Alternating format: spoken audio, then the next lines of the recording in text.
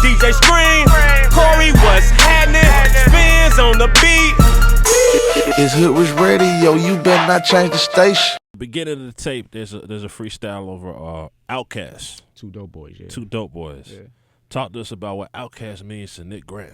Oh, man, Outkast was everything to me. You know, I related to them because they were from the South, and, you know, most importantly, their content and their music stood out to me. Yeah. You know, I was into the East Coast rappers, the technical part of it, of how they put their lyrics together, but Outkast, content-wise, you know, was, like, super relatable, so I gravitated toward them, and, man, I related to them more simply. What do you say if you meet Andre 3000? Like, if you just in the mall and you just run into him, like, what do you do or say? It's crazy.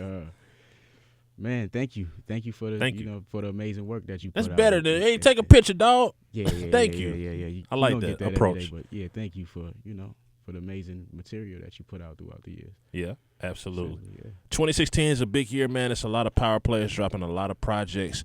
Aside from 88, what can we expect from Nick Grant this year? I'm working on another project. You know, I'm gonna give it to you. It's called Sunday Dinner. You know, it's based on like my roots and where I'm from and things that inspired to be an MC, or things that shaped and mold, and the people that helped make me be the person I am today. Is all of that is gonna revolve around that project. That's coming soon this year, very soon. Now, I want to ask your opinion on a couple things. The last couple weeks in media have been interesting for some entertainers. Have been interesting for some African American entertainers. First off, did you see the Beyonce performance? I'm sure you saw it. Yeah, I saw it. One way or another, whether it was live or was later. And second off, did you see Kendrick's performance? Yeah, Kendrick's both performances was dope. But Kendrick was amazing. What's your take on it? They're getting a lot of backlash from certain media, just saying it's extreme and this, that, and the third. I personally don't agree. I think people are just getting too worked up, and I think that when me too, I feel like that as well. I feel like it's just art, man. People just expressing themselves, in a lot of different ways. Like it's just so much going on that if nobody was to not do it, it would be even worse. It'd be weird. It'd be weird. So and it seems like there has been a censorship when you see everything that's been going on with the police brutality and so forth, and everybody kind of just being quiet. It's kind of like you're not going to say anything. So now it seems like the mute button is off, and man, they killing us in record numbers. Right. It's crazy to you got to get on stage and do that. They should be glad that's all we're doing. That's how I feel. About it. But do you feel like not enough artists take that risk? I don't feel like not enough artists do. I don't feel right. So but I feel like it gets better. And it comes with time. Some people it take them a while to for all that stuff to build up and get out stage and express themselves, get out there and express themselves. But I love their performances, but I do feel like people are taking it too far. Yeah, exactly. When you talk about being an artist, man, some of the purposes of being an artist obviously are expressing your talent. Right. Making money, feeding your family, seeing the world, being free, being an artist, being a creator. What's Nick Grant's purpose? What do you feel like your purpose is, even at this given moment, even if you haven't reached your full purpose? Like, what is your purpose? I don't really know. I think to find out fully that comes with time. But for what I want to do right now, for me, is just having a consistent message in the music. I have nieces and nephews. I have a lot of them, so I have to give them something to aspire to. I have to say things that, that mean something and not just say anything about, everything. Everybody's doing the same thing over and over, I feel like. So I just want to put something in the music, kind of like have fun with it too. It's kind of like putting the medicine in the food. Yeah. And just giving them something to aspire and dream about. But for me, more so than anything too, is somebody coming up to me and saying my music changed their life. Okay. If it's one person, I don't feel like my job is done, but it keeps me motivated and keeps me inspired. You got a Twitter? Give everybody your Twitter. All my social media handles are Nick Grant Music. Snapchat included? Snapchat included. What does Nick Grant do on Snapchat?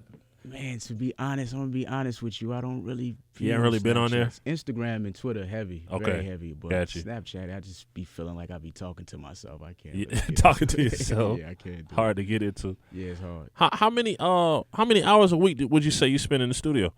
Oh, man. I'm in there all the time, for real. Yeah? Probably 6 days a week. 6 days a week? Yeah, but it's not always just creating. I might just be in there listening to samples or listening to stuff to be inspired. A lot of days might just be that, but it's not necessarily me creating. It's just trying to catch a vibe, for real. Yeah. Absolutely. I'm gonna name a name, man, and tell me what this name means to you. It's a person that's retiring. A lot of the people from a particular era are bringing their sports careers to an end. What does Kobe Bryant mean to Nick Grant? Oh man, that's my Michael Jordan. That's your Michael. Yeah, that's my Michael Jordan. So when I was coming up, that was the guy. Yeah. Allen Iverson as well, but Kobe Bryant was like our Michael Jordan. Yeah. I missed that era, unfortunately. But I got to watch the tapes and everything. But yeah, Kobe Bryant is Michael Jordan to me. What do you think about some of the new athletes? Steph Curry. Steph Curry in relation to Kobe Bryant and a Michael Jordan, in your opinion? I feel like he got a lot of growing to do. You got to give that some time. But I feel like he's the best shooter I've ever seen. Okay. I do feel like that. But as far as like all-around game, it comes with time. Yeah. More wisdom. Yeah. Absolutely. And last time you were here, man, we asked you about some politics. And, we just got to ask your updated opinion, man. You see the circus that's going on. You see all the clowns. Yeah. Some good, some bad, some worse.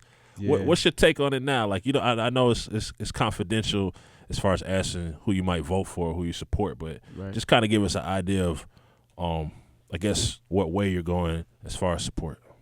Man, I'm going to be real with you, man. I haven't really been up on it. Okay, like, cool. That's what you said last time? Yeah. That's what you said this time? No, we respect it. I said like the Bernie Sanders thing. Bernie Sanders, yeah. But right now it's just, I haven't really been indulging in that stuff. I got you. At the moment. Plus, you're in the studio 6 days a week. Absolutely. You know what I'm saying? Absolutely, yeah. Trying to be great yourself. We respect it. Well, tell everybody where you can get this 88 project. We appreciate you coming through Hoodrich Radio. Oh, it's on that Piff. It's on my SoundCloud, too. Nick Grant Music as well. So, yeah. Okay. Yeah. All right, cool. And tell us about this remix. We got to talk about this remix. Royalty remix, Big Crit, Killer Mike. Tell us about the conversations, the behind the scenes. Just tell us how it came about.